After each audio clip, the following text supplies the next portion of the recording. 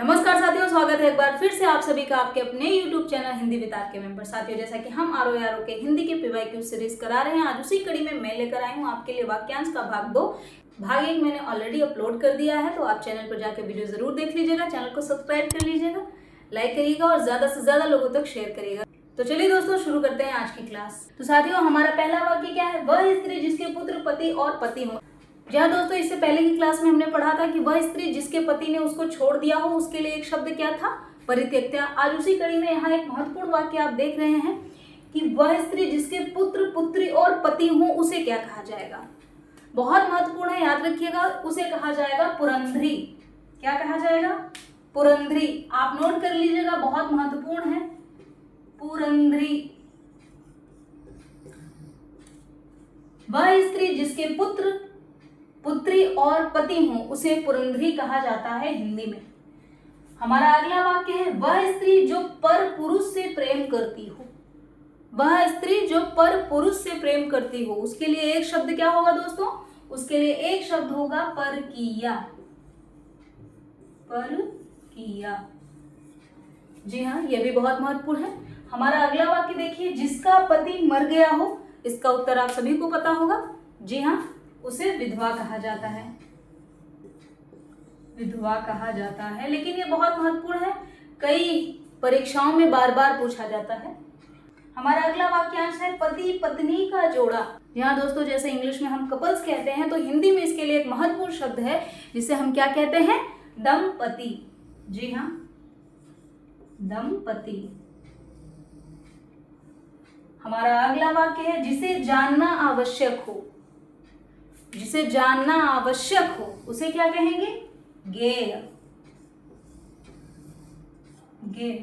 तो साथियों, इन सारे वाक्यांशों को आप अपने कॉपी में लिख लीजिएगा। ये आपकी परीक्षा के दृष्टिकोण से बहुत महत्वपूर्ण है और यह वीडियो बहुत छोटी सी है, लेकिन आपकी परीक्षा को देखते हुए ये छोटी सी वीडियो क्या कमाल करेगी, ये आप परीक्षा देते वक्त आप समझिएगा।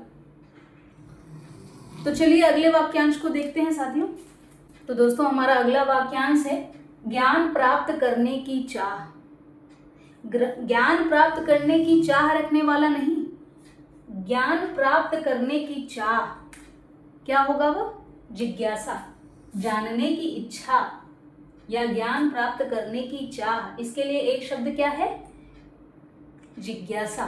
जी हाँ, इसके लिए एक शब्द है जिज्ञासा। और वही यदि यह आपसे यह पूछा जाता कि ज्ञान प्राप्त करने की इच्छा रखने वाला या जानने की इच्छा रखने वाला, तो वो क्या हो जाता?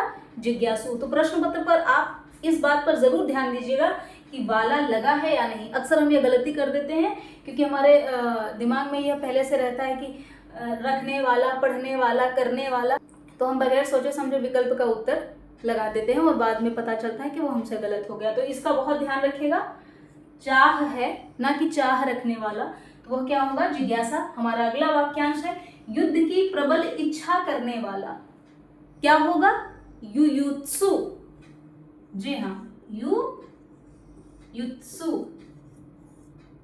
अब इसी तरह क्या मैंने लिखा है? युद्ध की प्रबल इच्छा करने वाला हो गया युयुत्सु, और युद्ध लड़ने की उत्सुकता है, यानी वो जो प्रबल इच्छा है, उसे क्या कहा जाएगा? युयुत्सा। जी हाँ, उसे कहा जाएगा युयुत्सा। जो युद्ध में स्थिर रहता है, जो युद्ध में स्थिर रहता है, इसके लिए एक शब्द क्या होगा? कमेंट बॉक्स में बताइए। जी हाँ, इसके लिए होगा युधिष्ठिर। युधिष्ठिर बहुत महत्वपूर्ण शब्द है। युधिष्ठिर जी के बारे में आपने बहुत सुना होगा, बहुत पढ़ा होगा, तो याद रखिएगा। यदि आपसे प्रश्न पूछा जाए तो जो युद्ध में स्थिर रहता है, उसे क्या कहते हैं? युधिष्ठिर। अंतिम वाक्यांश क्या है? जिसे कभी बुढ़ापा ना आए।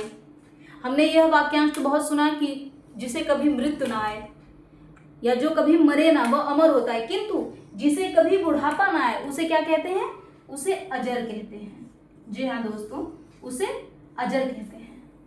तो आपको ये वीडियो कैसी लगी कमेंट बॉक्स में जरूर बताइएगा। चैनल को सब्सक्राइब कर लीजिएगा। आज की क्लास में इतना ही, फिर मिलेंगे अगली क्लास में। उससे पहले साथियों, यदि आपको लगे कि इसमें जितने भी वाक्यांश कराए हैं मैंने 2024 के PYQ से कुछ छूट गया है, तो कमेंट बॉक्स में जरूर बताइए, ताकि अगली कक्षा में हम उस पर चर्चा कर सकें। तब तक के लिए बहुत बहुत धन्यवाद। जय हिंद।